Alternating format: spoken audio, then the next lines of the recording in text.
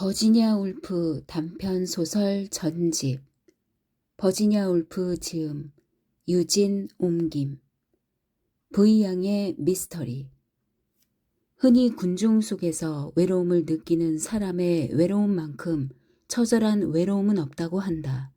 소설가들도 이런 외로움에 대해 즐겨 이야기하는 걸 보면 정말 처절한 외로움인 것 같다.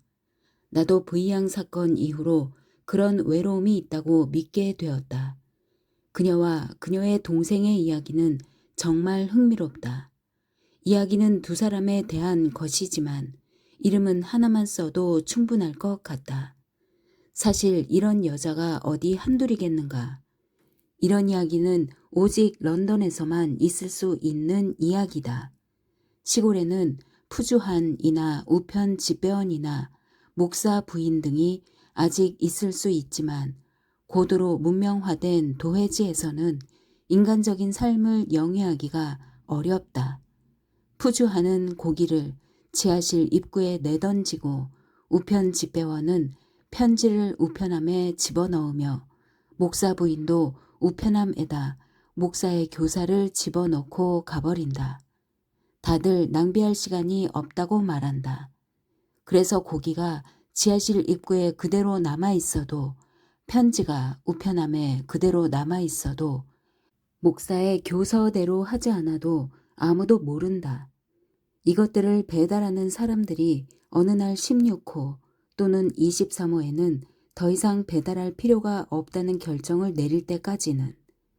그리하여 불쌍한 J양 또는 V양은 그물처럼 촘촘하게 짜여진 인간의 삶의 조직망에서 탈락된다. 그리고 모든 사람에게서 영원히 버림받는다. 누구에게나 어느 날 갑자기 이런 운명이 닥칠 수 있다. 그러므로 낙오되지 않으려면 자신의 존재를 부지런히 알려야 한다. 생각해보라. 만일 푸주한과 우편 집배원과 경찰관이 당신을 무시하기로 결심하면 어떻게 소생할 수 있겠는가? 정말 무시무시한 운명이 아닐 수 없다. 나도 지금 의자를 넘어뜨려야겠다. 그래야 아래층에 사는 사람이 내가 살아있음을 알 테니까. 이쯤 하고 이제 V양의 수수께끼 같은 사건으로 돌아가자. 제닛 V양도 그냥 V양이라고 쓰겠다. 이해해 주기 바란다. 한 글자를 둘로 나눌 수는 없으니까. 이들은 15년쯤 런던을 돌아다녔다. 야외장이나 미술관에 가면 이들을 쉽게 만날 수 있었다.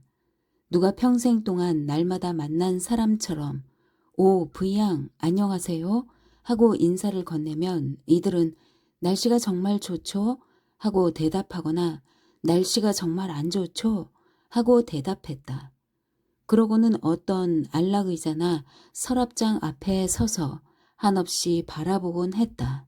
사람들은 곧 이들을 잊어버렸다. 그러다가 이들이 마침내 그런 가구에서 눈을 떼고 돌아서면 다시 똑같은 인사를 주고받았다. 내가 다른 누구보다 V양과 자주 마주친 것은 혈연 때문이었다. 나중에는 그녀를 우연히 만나는 것이 거의 습관처럼 되어버렸다. 야외나 음악회나 미술관에 갔을 때 눈에 익숙한 그 잿빛 그림자가 눈에 띄지 않으면 뭔가 부족한 것 같은 느낌이 들었다. 그런데 얼마 전부터 갑자기 그녀가 보이지 않았다. 나는 직감적으로 뭔가 보이지 않는다는 것을 느꼈다.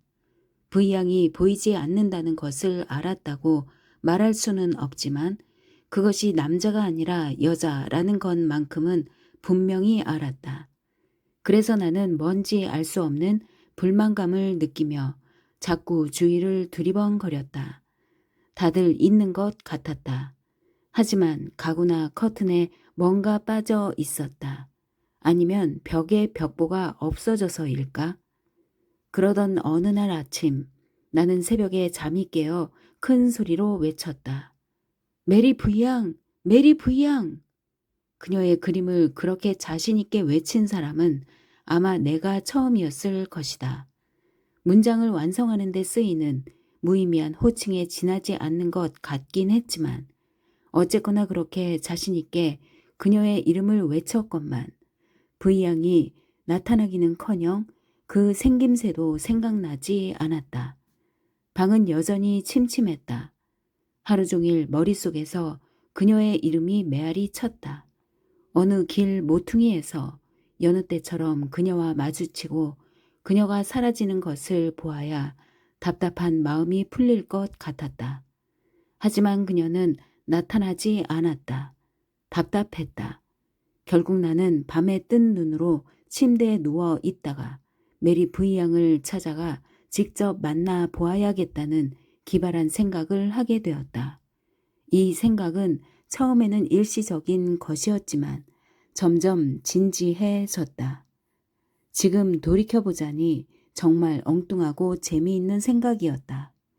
그 그림자를 찾아가서 그녀가 어디에 살고 있으며 살아 있는지 확인하고 마치 그녀가 우리와 똑같은 사람인 것처럼 그녀와 이야기를 나누다니.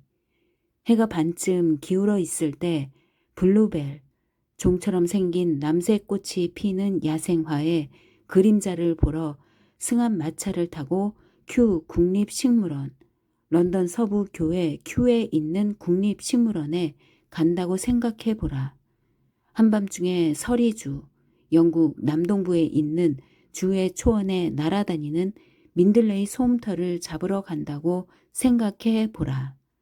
V양을 만나러 간다는 것은 이보다 훨씬 더 황당무계한 생각이었다.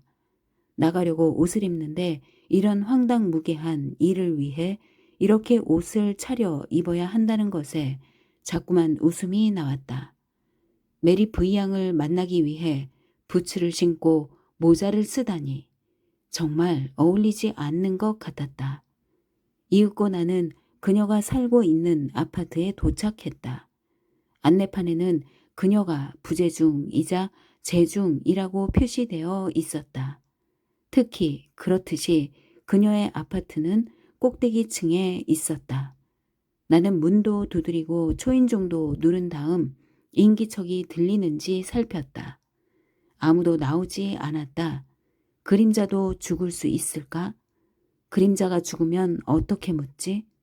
그때 하녀가 문을 살며시 열었다. 메리 V양은 2달 전에 알아 누워 바로 어제 아침에 죽었다는 것이었다. 내가 그녀의 이름을 외친 바로 그 시각에 다시는 그녀의 그림자를 만날 수 없게 된 것이다.